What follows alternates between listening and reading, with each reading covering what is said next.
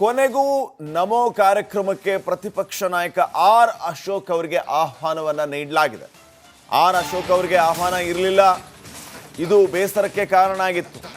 ಬೆಂಗಳೂರಿನ ಶಾಸಕರು ಪ್ರತಿಪಕ್ಷದ ನಾಯಕರು ಆಗಿರುವಂತ ಅಶೋಕ್ ಅವರಿಗೆ ಆಹ್ವಾನ ಇರಲಿಲ್ಲ. ಶಿಕಾರಿಪುರದ ಶಾಸಕ ವಿಜೇಂದ್ರ ಅವರಿಗೆ ಆಹ್ವಾನ ಇತ್ತು. ಇದ್ಯಾವುದಿದು ಕತೆ?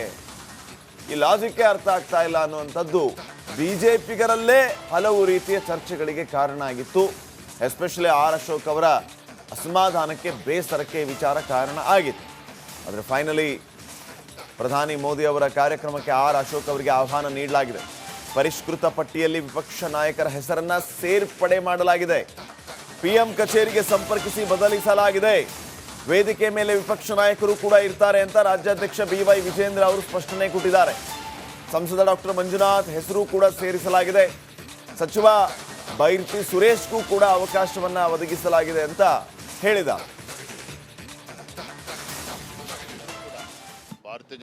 ನೋಡಿ, ಮಾನ್ಯ ವಿರೋಧ ಪಕ್ಷದ ನಾಯಕರು ಆರ್ ಅಶೋಕ್ ಅವರು, ನನಗೂ ಕೂಡ ಮೊನ್ನೆ ಮಾಹಿತಿ ಬರ್ತಾ ಇದ್ದಾಗೆ ಪ್ರಧಾನಮಂತ್ರಿ ಕಚೇರಿಗೆ ಅದನ್ನು ಮಾಹಿತಿಯನ್ನು ಕೊಟ್ಟು ನಿನ್ನೆ ತಡರಾತ್ರಿನೂ ಕೂಡ ನಾವು ಚರ್ಚೆ ಮಾಡಿ, ನಿನ್ನೆ ತಡರಾತ್ರಿ ನಾನು ಕೂಡ ಪ್ರಧಾನಮಂತ್ರಿ ಕಚೇರಿಗೆ ಮಾತನಾಡಿದ ನಂತರದಲ್ಲಿ ಮಾನ್ಯ ಪ್ರಹ್ಲಾದ್ ಜೋಶಿ ಅವ್ರಿಗೂ ಕೂಡ ನಾವು ವಿನಂತಿಯನ್ನು ಮಾಡಿದೆ. ಅವರು ಕೂಡ ಪ್ರಯತ್ನ ಮಾಡಿ ಆರ್ ಅಶೋಕ್ ಅವರ ಹೆಸರು ಸೇರಿದೆ. ಅವರು ಕೂಡ ವೇದಿಕೆ ಮೇಲೆ ಇರ್ತಾರೆ. ಯಾರು ಆತಂಕ ಪಡುವಂಥ ಅವಶ್ಯಕತೆ ಇಲ್ಲ. ಬಹುಶಃ ಅಲ್ಲೇನೋ ಕಮ್ಯುನಿಕೇಷನ್ ಗ್ಯಾಪಿಂದ ಆಗಿರುವಂಥದ್ದು. ಆದರೆ ಇವತ್ತು ನಾವೆಲ್ಲರೂ ಕೂಡ ಭಾರತೀಯ ಜನತಾ ಎಲ್ಲ ನಮ್ಮ ನಾಯಕರುಗಳು, ಎಲ್ಲ ಕಾರ್ಯಕರ್ತರು ಮತ್ತು ರಾಜ್ಯದ ಜನತೆಯೂ ಕೂಡ ಇಂದಿನ ಮೋದಿಜಿಯವರ ಈ ಭೇಟಿ ಎದುರು ನೋಡ್ತಾ ಇದ್ದೇವೆ. ಭಾಳ ಸಂತೋಷ ನಾವು ಕಾಯ್ತಾ ಇದ್ದೇವೆ.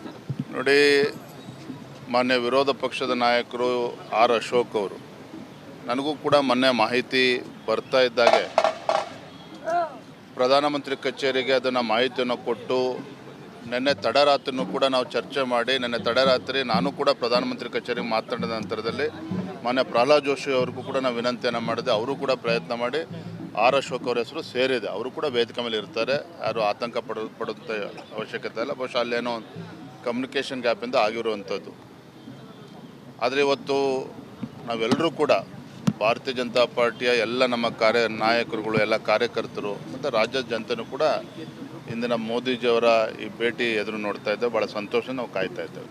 ನೋಡಿ, ಮಾನ್ಯ ವಿರೋಧ ಪಕ್ಷದ ನಾಯಕರು ಆರ್ ಅಶೋಕ್ ಅವರು, ನನಗೂ ಕೂಡ ಮೊನ್ನೆ ಮಾಹಿತಿ ಬರ್ತಾ ಇದ್ದಾಗೆ ಪ್ರಧಾನಮಂತ್ರಿ ಕಚೇರಿಗೆ ಅದನ್ನು ಮಾಹಿತಿಯನ್ನು ಕೊಟ್ಟು ನಿನ್ನೆ ಈ ಬಗ್ಗೆ ಇನ್ನಷ್ಟು ಮಾಹಿತಿಯನ್ನು ನೀಡೋದಕ್ಕೆ ನಮ್ಮ ಪ್ರತಿನಿಧಿ ಹನುಮಂತ ಈಗ ನೇರ ಸಂಪರ್ಕದಲ್ಲಿ ಜಾಯ್ನ್ ಆಗಿದ್ದಾರೆ. ಹನುಮಂತ, ನಾವು ಗಮನಿಸ್ತಾ ಇದ್ವಿ, ಯಾವಾಗ ಅಶೋಕ್ ಅವರ ಹೆಸರನ್ನ ಕೈ ಬಿಡಲಾಗಿತ್ತು, ಭಾರೀ ಚರ್ಚೆಗೆ ಕಾರಣ ಆಗಿತ್ತು. ಪ್ರತಿಪಕ್ಷದ ನಾಯಕರಾಗಿರುವಂಥವರು, ಬಿಜೆಪಿಯವರೇ ಹಿರಿಯ ನಾಯಕರು, ಬೆಂಗಳೂರು ಶಾಸಕರಾಗಿದ್ದಂಥವ್ರಿಗೆ ಆಹ್ವಾನ ಇಲ್ಲ, ಶಿಕಾರಿಪುರದ ಶಾಸಕರಿಗೆ ಆಹ್ವಾನ ಇದೆ. ಇದು ಯಾವ ಲೆಕ್ಕ?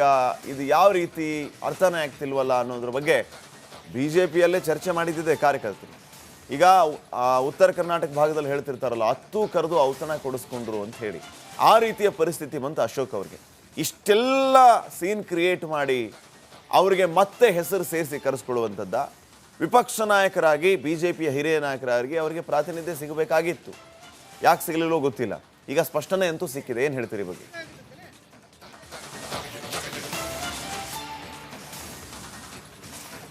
ಶ್ರೀಪಾದ್, ಸಾಂವಿಧಾನಿಕ ಹುದ್ದೆಯ ಪ್ರಕಾರ ಒಂದು ಪ್ರತಿಪಕ್ಷ ನಾಯಕರ ಸ್ಥಾನ ಅಂತಂದು ಹೇಳಿದ್ರೆ ಅದು ಸಹಜವಾಗಿ ಸಾಂವಿಧಾನಿಕ ಹುದ್ದೆ ಅನ್ನೋಂಥದ್ರಲ್ಲಿ ಎರಡು ಮಾತಿಲ್ಲ. ಯಾಕಂತಂದು ಹೇಳಿದ್ರೆ ಸರ್ಕಾರದ ಕಾರ್ಯಕ್ರಮಗಳಲ್ಲಿ ಯಾವುದೇ ಕಾರ್ಯಕ್ರಮ ಆದರೂ ಕೂಡ ಅದು ಪ್ರೋಟೋಕಾಲನ್ನು ಫಾಲೋ ಮಾಡಬೇಕಾದಂತಹ ಪರಿಸ್ಥಿತಿ ಇರಲೇಬೇಕು, ಫಾಲೋ ಮಾಡಲೇಬೇಕು. ಅದರಲ್ಲಿ ಎರಡು ಮಾತಿಲ್ಲ. ಅದರಲ್ಲಿ ಈಗ ಪ್ರತಿಪಕ್ಷ ನಾಯಕ ಆರ್ ಅಶೋಕ್ ಅವರ ಹೆಸರನ್ನು ಯಾಕೆ ಕೈಬಿಡಲಾಗಿತ್ತು ಅನ್ನೋಂಥ ವಿಚಾರ ಸಾಕಷ್ಟು ಚರ್ಚೆಗೆ ಗ್ರಾಸವಾಗಿರುವಂಥದ್ದು. ಅದರಿಂದ ಮತ್ತೊಂದು ಸುತ್ತಿನ ರಾಜಕೀಯ ಚರ್ಚೆಗಳು ಜೋರಾಗಿ ನಡೀತಾ ಇದ್ದವು. ಕಾಂಗ್ರೆಸ್ನಲ್ಲಿ ಯಾವ ರೀತಿ ಬಣ ಬಡದಾಟ ಇತ್ತು, ಅದೇ ರೀತಿಯಾಗಿ ಬಿಜೆಪಿಯಲ್ಲೂ ಕೂಡ ಬಣ ಬಡಿದಾಟ ಮೊದಲಿಂದನೂ ಕೂಡ ಸಾಕಷ್ಟು ಜೋರಾಗಿ ನಡೀತಾ ಇರುವಂಥದ್ದು. ಅದರ ಮುಂದುವರೆದ ಎಫೆಕ್ಟು ಕೂಡ ಇದಾಗಿರ್ಬೋದು ಅನ್ನೋಂಥ ಚರ್ಚೆಗಳು ಜೋರಾಗಿ ನಡೀತಾ ಇರುವಂಥದ್ದು. ಯಾಕೆಂತಂದು ಹೇಳಿದ್ರೆ ಬಿಜೆಪಿಯ ರಾಜ್ಯಾಧ್ಯಕ್ಷರಾದಂತಹ BY ವಿಜೇಂದ್ರ ಅವರು ಒಂದು ಪಕ್ಷದ ರಾಜ್ಯಾಧ್ಯಕ್ಷರಾಗಿರ್ತಾರೆ ಮತ್ತು ಮೊದಲ ಬಾರಿಗೆ ಶಾಸಕರಾಗಿರ್ತಾರೆ. ಅವ್ರಿಗೂ ಕೂಡ ವೇದಿಕೆ ಮೇಲೆ ಅವಕಾಶ ಸಿಕ್ಕುತ್ತೆ. ಮತ್ತೊಂದು ಕಡೆಗೆ ರಾಜ್ಯ ಸರ್ಕಾರ ಮತ್ತು ಕೇಂದ್ರ ಸರ್ಕಾರದ ಸಹಭಾಗಿತ್ವದಲ್ಲಿ ನಡೀತಾ ಇರುವಂತಹ ಕಾರ್ಯಕ್ರಮ ಇದ್ದಾಗಲೂ ಕೂಡ ಸ್ಥಳೀಯ ಮಟ್ಟದಲ್ಲಿ ನೋಡುವಂಥದ್ದಾದರೆ ಸಹಜವಾಗಿ ಪ್ರತಿಪಕ್ಷ ನಾಯಕರಿಗೂ ಕೂಡ ಅವಕಾಶ ಕೊಡಬೇಕು. ಸಿಗಬೇಕಾಗಿತ್ತು. ಆದರೆ ಆ ಒಂದು ಅಚಾತುರ್ಯ ಆಗಿದೆ ಅನ್ನೋಂಥ ಕೊನೆಯ ಮೂಮೆಂಟಲ್ಲಿ ಎಚ್ಚೆತ್ತುಕೊಳ್ಳುವಂಥ ಕೆಲಸವನ್ನು ಮಾಡಿರುವಂಥದ್ದು. ಇದೇ ಕಾರಣಕ್ಕಾಗಿ ವಿಪಕ್ಷ ನಾಯಕ ಆರ್ ಅಶೋಕ್ ಅವರು ಕೂಡ ಸಾಕಷ್ಟು ಬೇಸರವನ್ನು ಕೂಡ ತಮ್ಮ ಆಪ್ತ ವಲಯದಲ್ಲಿ ಹೊರಹಾಕಿರುವಂಥದ್ದು. ಒಟ್ಟಿನಲ್ಲಿ ಆಗಿರುವಂತಹ ಎಡವಟ್ಟನ್ನು ಸರಿ ಮಾಡಿಕೊಳ್ಳೋ ರೀತಿಯಲ್ಲಿ ಪ್ರಯತ್ನಗಳು ಈಗ ಮಾಡ್ತಾ ಇದ್ದಾಗಲೂ ಕೂಡ ಬಿಜೆಪಿ ಒಳಗಡಿನ ಈ ಒಂದು ಆಂತರಿಕ ಕದನ ಏನಿದೆ ಇದು ಯಾಕೋ ಇನ್ನು ನಿಲ್ಲುವಂಥ ಲಕ್ಷಣಗಳು ಕೂಡ ಕಾಣಿಸ್ತಾ ಇಲ್ಲ. ಶ್ರೀಪಾದ್. ಓಕೆ, ಥ್ಯಾಂಕ್ ಯು ಮಾಹಿತಿಗೆ ಹನುಮಂತ್. ಕೊನೆಗೂ ನಮೋ ಕಾರ್ಯಕ್ರಮಕ್ಕೆ ಪ್ರತಿಪಕ್ಷ ನಾಯಕ ಆರ್ ಅಶೋಕ್ ಅವರಿಗೆ ಆಹ್ವಾನವನ್ನ ನೀಡಲಾಗಿದೆ. ಆರ್ ಅಶೋಕ್ ಅವರಿಗೆ ಆಹ್ವಾನ ಇರಲಿಲ್ಲ, ಇದು ಬೇಸರಕ್ಕೆ ಕಾರಣ ಆಗಿತ್ತು. ಬೆಂಗಳೂರಿನ ಶಾಸಕರು ಪ್ರತಿಪಕ್ಷದ ನಾಯಕರು ಆಗಿರುವಂಥ ಅಶೋಕ್ ಅವರಿಗೆ ಆಹ್ವಾನ ಇರಲಿಲ್ಲ, ಶಿಕಾರಿಪುರದ ಶಾಸಕ ವಿಜೇಂದ್ರ ಅವರಿಗೆ ಆಹ್ವಾನ ಇತ್ತು. ಇದ್ಯಾವುದಿದು ಕತೆ? ಈ ಲಾಜಿಕ್ಕೇ ಅರ್ಥ ಆಗ್ತಾ ಇಲ್ಲ ಅನ್ನುವಂಥದ್ದು ಬಿಜೆಪಿಗರಲ್ಲೇ ಹಲವು ರೀತಿಯ ಚರ್ಚೆಗಳಿಗೆ ಕಾರಣ ಆಗಿತ್ತು. ಎಸ್ಪೆಷಲಿ ಆರ್ ಅಶೋಕ್ ಅವರ ಅಸಮಾಧಾನಕ್ಕೆ, ಬೇಸರಕ್ಕೆ ವಿಚಾರ ಕಾರಣ ಆಗಿತ್ತು. ಆದರೆ ಫೈನಲಿ ಪ್ರಧಾನಿ ಮೋದಿ ಅವರ ಕಾರ್ಯಕ್ರಮಕ್ಕೆ ಆರ್ ಅಶೋಕ್ ಅವರಿಗೆ ಆಹ್ವಾನ ನೀಡಲಾಗಿದೆ. ಪರಿಷ್ಕೃತ ಪಟ್ಟಿಯಲ್ಲಿ ವಿಪಕ್ಷ ನಾಯಕರ ಹೆಸರನ್ನ ಸೇರ್ಪಡೆ ಮಾಡಲಾಗಿದೆ. ಪಿಎಂ ಕಚೇರಿಗೆ ಸಂಪರ್ಕಿಸಿ ಬದಲಿಸಲಾಗಿದೆ. ವೇದಿಕೆ ಮೇಲೆ ವಿಪಕ್ಷ ನಾಯಕರು ಕೂಡ ಇರ್ತಾರೆ ಅಂತ ರಾಜ್ಯಾಧ್ಯಕ್ಷ BY ವಿಜೇಂದ್ರ ಅವರು ಸ್ಪಷ್ಟನೆ ಕೊಟ್ಟಿದ್ದಾರೆ. ಸಂಸದ ಡಾಕ್ಟರ್ ಮಂಜುನಾಥ್ ಹೆಸರು ಕೂಡ ಸೇರಿಸಲಾಗಿದೆ. ಸಚಿವ ಬೈರ್ತಿ ಸುರೇಶ್ಗೂ ಕೂಡ ಅವಕಾಶವನ್ನ ಒದಗಿಸಲಾಗಿದೆ ಅಂತ ಹೇಳಿದ.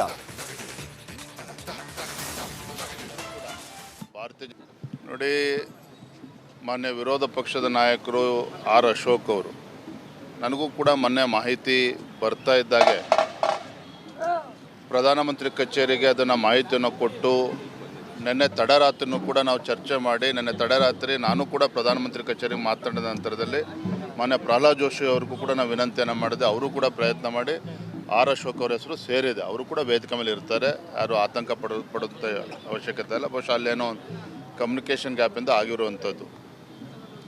ಆದರೆ ಇವತ್ತು ನಾವೆಲ್ಲರೂ ಕೂಡ ಭಾರತೀಯ ಜನತಾ ಎಲ್ಲ ನಮ್ಮ ನಾಯಕರುಗಳು, ಎಲ್ಲ ಕಾರ್ಯಕರ್ತರು ಮತ್ತು ರಾಜ್ಯದ ಜನತೆಯೂ ಕೂಡ ಇಂದಿನ ಮೋದಿಜಿಯವರ ಈ ಭೇಟಿ ಎದುರು ನೋಡ್ತಾ ಇದ್ದೇವೆ. ಭಾಳ ಸಂತೋಷ ನಾವು ಕಾಯ್ತಾ ಇದ್ದೇವೆ. ನೋಡಿ, ಮಾನ್ಯ ವಿರೋಧ ಪಕ್ಷದ ನಾಯಕರು ಆರ್ ಅಶೋಕ್ ಅವರು ನನಗೂ ಕೂಡ ಮೊನ್ನೆ ಮಾಹಿತಿ ಬರ್ತಾ ಇದ್ದಾಗೆ ಪ್ರಧಾನಮಂತ್ರಿ ಕಚೇರಿಗೆ ಅದನ್ನು ಮಾಹಿತಿಯನ್ನು ಕೊಟ್ಟು ನಿನ್ನೆ ತಡರಾತ್ರಿನೂ ಕೂಡ ನಾವು ಚರ್ಚೆ ಮಾಡಿ ನಿನ್ನೆ ತಡರಾತ್ರಿ ನಾನು ಕೂಡ ಪ್ರಧಾನಮಂತ್ರಿ ಕಚೇರಿಗೆ ಮಾತನಾಡಿದ ನಂತರದಲ್ಲಿ ಮಾನ್ಯ ಪ್ರಹ್ಲಾದ್ ಜೋಶಿ ಅವ್ರಿಗೂ ಕೂಡ ನಾವು ವಿನಂತಿಯನ್ನು ಮಾಡಿದೆ. ಅವರು ಕೂಡ ಪ್ರಯತ್ನ ಮಾಡಿ ಆರ್ ಅಶೋಕ್ ಅವರ ಹೆಸರು ಸೇರಿದೆ. ಅವರು ಕೂಡ ವೇದಿಕೆ ಮೇಲೆ ಇರ್ತಾರೆ, ಯಾರು ಆತಂಕ ಪಡುವಂಥ ಅವಶ್ಯಕತೆ ಇಲ್ಲ. ಬಹುಶಃ ಅಲ್ಲೇನೋ ಕಮ್ಯುನಿಕೇಷನ್ ಗ್ಯಾಪಿಂದ ಆಗಿರುವಂಥದ್ದು. ಆದರೆ ಇವತ್ತು ನಾವೆಲ್ಲರೂ ಕೂಡ ಭಾರತೀಯ ಜನತಾ ಪಾರ್ಟಿಯ ಎಲ್ಲ ನಮ್ಮ ನಾಯಕರುಗಳು, ಎಲ್ಲ ಕಾರ್ಯಕರ್ತರು ಮತ್ತು ರಾಜ್ಯದ ಜನತೆಯೂ ಕೂಡ ಇಂದಿನ ಮೋದಿಜಿಯವರ ಈ ಭೇಟಿ ಎದುರು ನೋಡ್ತಾ ಇದ್ದೇವೆ. ಭಾಳ ಸಂತೋಷ ನಾವು ಕಾಯ್ತಾ ಇದ್ದೇವೆ. ನೋಡಿ, ಮಾನ್ಯ ವಿರೋಧ ಪಕ್ಷದ ನಾಯಕರು ಆರ್ ಅಶೋಕ್ ಅವರು ನನಗೂ ಕೂಡ ಮೊನ್ನೆ ಮಾಹಿತಿ ಬರ್ತಾ ಇದ್ದಾಗೆ ಪ್ರಧಾನಮಂತ್ರಿ ಕಚೇರಿಗೆ ಅದನ್ನು ಮಾಹಿತಿಯನ್ನು ಕೊಟ್ಟು ನಿನ್ನೆ ಈ ಬಗ್ಗೆ ಇನ್ನಷ್ಟು ಮಾಹಿತಿಯನ್ನ ನೀಡೋದಕ್ಕೆ ನಮ್ಮ ಪ್ರತಿನಿಧಿ ಹನುಮಂತ ಈಗ ನೇರ ಸಂಪರ್ಕದಲ್ಲಿ ಜಾಯ್ನ್ ಆಗಿದ್ದಾರೆ. ಹನುಮಂತ, ನಾವು ಗಮನಿಸ್ತಾ ಇದ್ವಿ, ಯಾವಾಗ ಅಶೋಕ್ ಅವರ ಹೆಸರನ್ನ ಕೈ ಬಿಡಲಾಗಿತ್ತು, ಭಾರೀ ಚರ್ಚೆಗೆ ಕಾರಣ ಆಗಿತ್ತು. ಪ್ರತಿಪಕ್ಷದ ನಾಯಕರಾಗಿರುವಂಥವರು, ಬಿಜೆಪಿಯವರೇ ಹಿರಿಯ ನಾಯಕರು, ಬೆಂಗಳೂರು ಶಾಸಕರಾಗಿದ್ದಂಥವ್ರಿಗೆ ಆಹ್ವಾನ ಇಲ್ಲ, ಶಿಕಾರಿಪುರದ ಶಾಸಕರಿಗೆ ಆಹ್ವಾನ ಇದೆ. ಇದು ಯಾವ ಲೆಕ್ಕ, ಇದು ಯಾವ ರೀತಿ ಅರ್ಥನೇ ಆಗ್ತಿಲ್ವಲ್ಲ ಅನ್ನೋದ್ರ ಬಗ್ಗೆ ಬಿಜೆಪಿಯಲ್ಲೇ ಚರ್ಚೆ ಮಾಡಿದ್ದಿದೆ ಕಾರ್ಯಕರ್ತರು. ಈಗ ಉತ್ತರ ಕರ್ನಾಟಕ ಭಾಗದಲ್ಲಿ ಹೇಳ್ತಿರ್ತಾರಲ್ಲ, ಹತ್ತು ಕರೆದು ಔತಣ ಕೊಡಿಸ್ಕೊಂಡ್ರು ಅಂತ ಹೇಳಿ, ಆ ರೀತಿಯ ಪರಿಸ್ಥಿತಿ ಬಂತು ಅಶೋಕ್ ಅವ್ರಿಗೆ. ಇಷ್ಟೆಲ್ಲ ಸೀನ್ ಕ್ರಿಯೇಟ್ ಮಾಡಿ ಅವರಿಗೆ ಮತ್ತೆ ಹೆಸರು ಸೇರಿಸಿ ಕರೆಸ್ಕೊಳ್ಳುವಂಥದ್ದ. ವಿಪಕ್ಷ ನಾಯಕರಾಗಿ, ಬಿಜೆಪಿಯ ಹಿರಿಯ ನಾಯಕರಾಗಿ ಅವರಿಗೆ ಪ್ರಾತಿನಿಧ್ಯ ಸಿಗಬೇಕಾಗಿತ್ತು. ಯಾಕೆ ಸಿಗಲಿಲ್ಲೋ ಗೊತ್ತಿಲ್ಲ. ಈಗ ಸ್ಪಷ್ಟನೆ ಅಂತೂ ಸಿಕ್ಕಿದೆ. ಏನು ಹೇಳ್ತೀರಿ ಬಗ್ಗೆ?